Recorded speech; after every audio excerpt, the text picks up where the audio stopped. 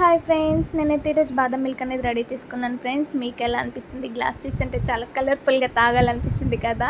ఎండలో మధ్యాహ్నం పూట లేదంటే ఈవినింగ్ టైంలో మంచి చల్లగా తాగుతుంటే ఆహా, ఫుల్ చిల్లుగా అనిపిస్తుంది కదా, మస్తు ఉంటుంది.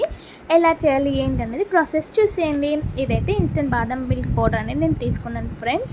అలాగే స్టవ్ మీద నేనైతే పాలు అనేది మంచి మరుగ పెడుతున్నాను. పాలు అనేది మరిగిపోయినాయి చూడండి. ఇలా పాలు మరుగుతూ ఉంటుంటే స్టవ్ సిమ్లో పెట్టేసుకోవాలి.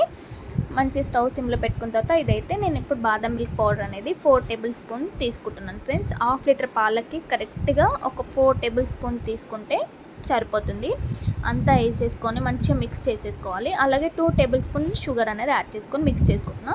ఒకవేళ మీకు స్వీట్ ఇంకా కావాలంటే మీ స్వీట్కి తగ్గట్టు మీరు వేసుకోవచ్చు. నాకైతే సరిపోతుంది. అంతా వేసుకొని మనం మిక్స్ చేసుకున్నాక ఒక 5 మినిట్స్ మన స్టవ్ పై నుంచి చల్లార్చిన తర్వాత ఫ్రిడ్జ్లో పెట్టుకోవాలి. మనకు కావాల్సినంత కూల్ అయిన తర్వాత గ్లాస్లోకి సర్వ్ చేసుకోవాలి. అంతే పైనుంచి కట్ చేసుకున్న బాదం అనేది యాడ్ చేసుకోవాలి. తాగుతూ ఉంటే మస్తు ఉంటుంది అసలు.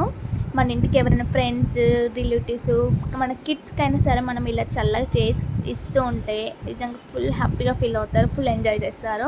మనకు కూడా మంచి హ్యాపీనెస్ ఉంటుంది. బయటికి వెళ్ళి తేవాల్సిన అవసరమే లేదు.